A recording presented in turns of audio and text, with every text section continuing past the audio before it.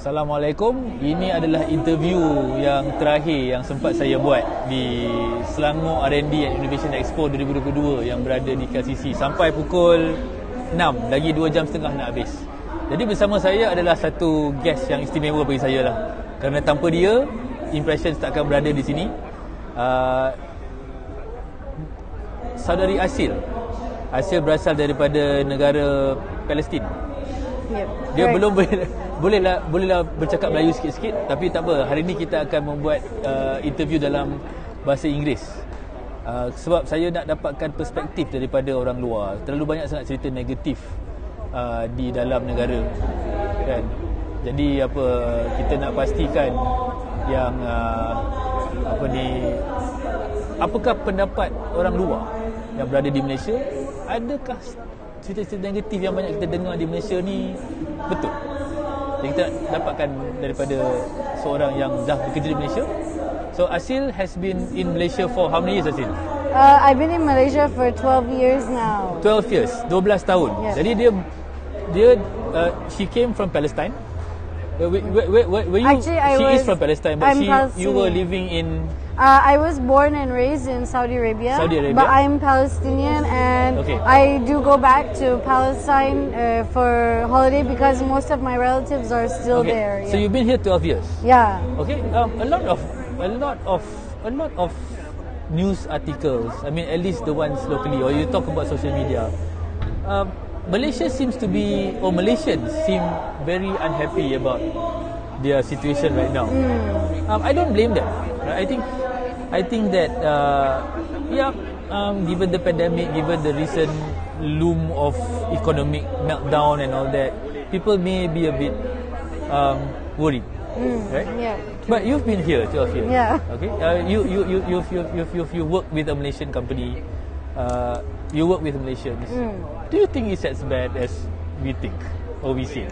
You mean Palestine? I'm talking about Malaysia. Oh, Malaysia. Yeah. Of course, no, because in our perspective, I mean, coming from Middle East and being Palestinian, we can see actually how much of opportunity Malaysians have when it comes to what the government actually gives back to them. When it comes to like getting loan. Malaysians, it's quite it's very common for them to get loan for house and car, but in our country it's really difficult to get such thing because it's not really practiced on getting loan or housing. Which country is that? That's I'm talking about Palestine and Jordan. Okay. Yeah, so in Palestine and Jordan it's really difficult, and then even when you talk about young people, when they want to get married or they want to purchase something of such value, it's really, really difficult because the income doesn't match the pricing of house, car, and then also like they really need to think 1,000 times before they make any decision. But I feel here in Malaysia, when I talk to my friends and my colleagues, it's really easy for them to apply for a loan and get loan. Even it's not the best or the luxurious thing, but the government does give them enough for them to at least purchase something or to have some kind of assets in terms of. Okay, this intrigues me. It's because of the conversation we had before we started filming. You told me that you were in Saudi Arabia. Yeah, born in Saudi Arabia. Tell me about the privileges that you had, which was better than what Malaysia offers. It's okay. We are here to look at all perspectives, right? So actually, when living in Saudi Arabia, because my dad is working for Saudi Aramco, so over there we're in a closed community, and in this closed community, we don't see any crime, we don't see any danger. When we walk outside, it's really safe. All the families know each other, and then it's really safe for you to just let your kids play in the park. And certain things are cheaper also. And a lot of things are cheaper. And then, like for example, we didn't need to pay for water or electricity. It's all provided by the company. Water, electricity is free in Saudi Arabia. Yeah. But here's the thing, right? There's a nice life in Saudi Arabia with all this. But there's also one more thing that intrigues me. Then you are living here with your husband, right?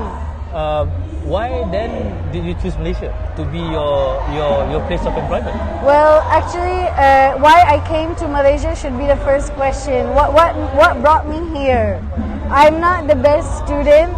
And actually, when I was doing my O levels and A levels, I failed miserably, and then I had to retake and retake.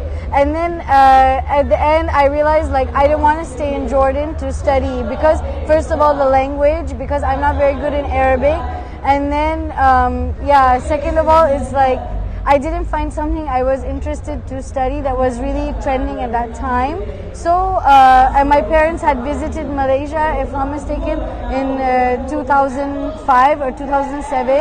And they came here and they loved the tourism and the hospitality of Malaysian people.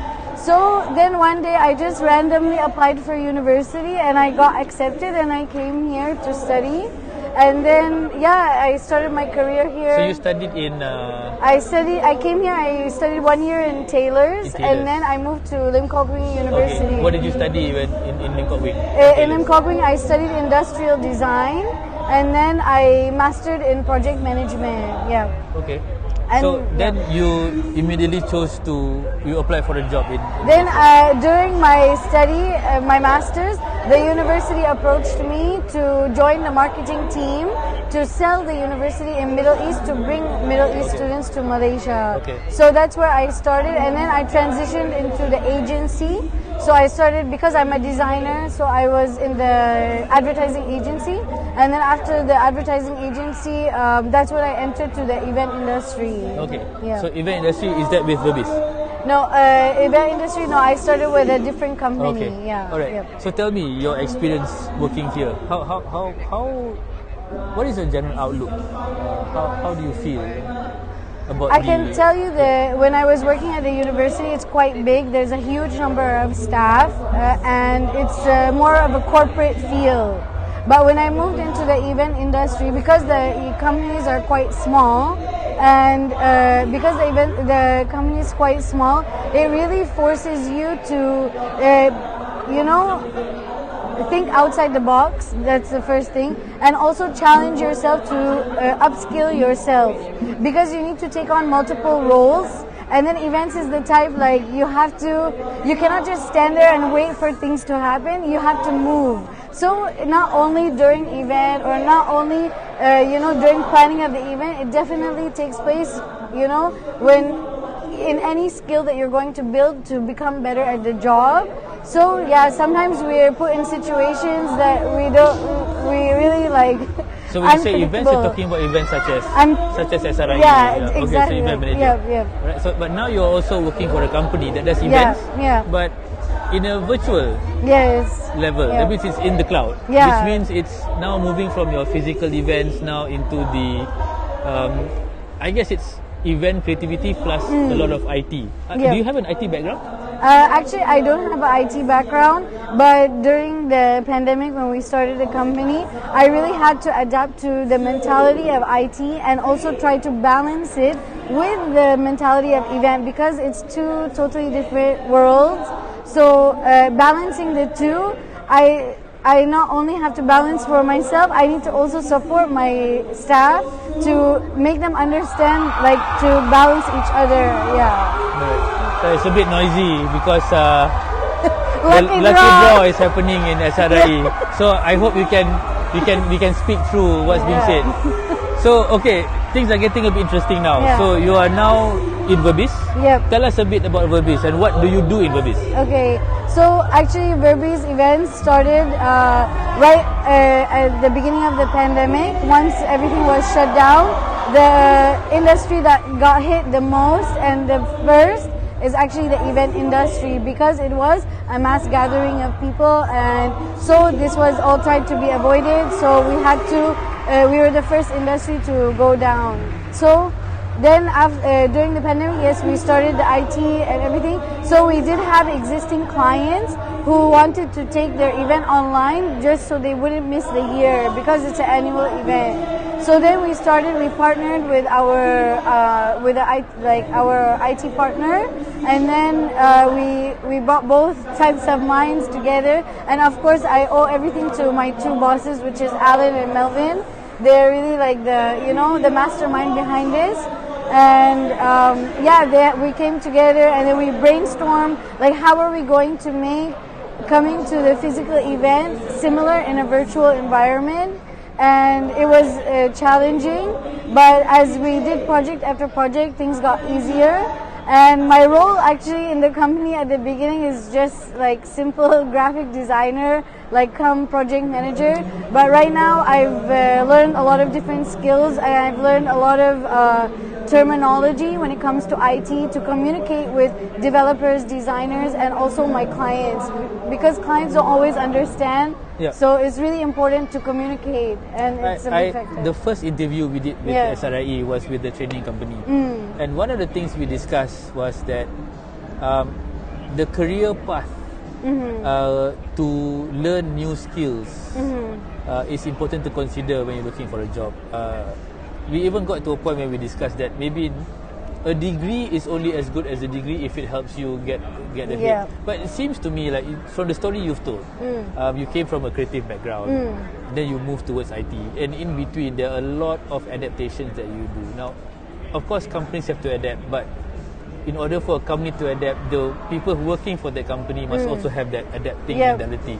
Can you tell us about how you view adapting? And for a lot of us, change may be difficult. Yes, true. How do you embrace change, and how do you make change work for you? Okay, so all right, nice. I really like your question. For me, I really when I'm comfortable doing the same thing all the time, that's when I get really uncomfortable and I feel I haven't achieved something. So feeling comfortable is not a good thing for you. It's not a good thing. Okay. Comfort is not a good thing. Okay. And then when I feel comfortable means I don't have a challenge. So when I don't have a challenge, I feel like, oh, I'm not very useful. So I really like when I'm in those moments, I decide like, okay, I need to learn something new, whether it's creating video, because I'm just a 3D designer, but then I adapt to learn graphic design, user interface also, because the user experience is the most important thing. And then we also, I learned how to do video because I need to communicate to my client how to use the system. I couldn't be on every single call, explaining, okay, you need to do this. So it was really important for me to really upskill myself in the way that, I really can adapt and then change to this industry. But I did see people along the way, they couldn't adapt. So unfortunately, they couldn't really go far when it comes to, this particular industry or any industry in that matter. I think it's always really important that to watch out for the trends, to see what are the latest softwares, and then really as a creative, really keep an open mind and always be curious. This, I think, is the most important thing, because without curiosity and then asking questions, you wouldn't know what is out there actually. And I think it's really, really important to just always ask questions and then be curious of the surroundings. All right, last question from me. Okay, sure. Do you consider yourself as someone who moved from the event industry into the IT industry? Or have you always been in events? It's just that it's from physical and also now capable of doing in a virtual.